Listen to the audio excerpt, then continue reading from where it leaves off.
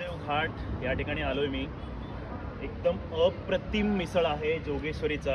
मी पुण्यामध्ये 10-12 ठिकाणी टेस्ट केलं मिसळ, मी माझ्या कलिगला घेऊन वगैरे।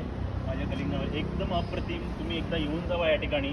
खरंच म्हणजे तुम्हाला जे मिसळचा लत म्हणतात ना, तो लत अवश्य लागेल। ओके, तुमचं मन सॅटिस्फाईड एकदम, म्हणजे कसं की असं खाल्ल्यावरती असं मन तृप्त होतं ना, त्या प्रकारे टेस्ट आहे। तुम्ही इथे या, त्या प्रकारे सर्व्हिस पण चांगले आहे।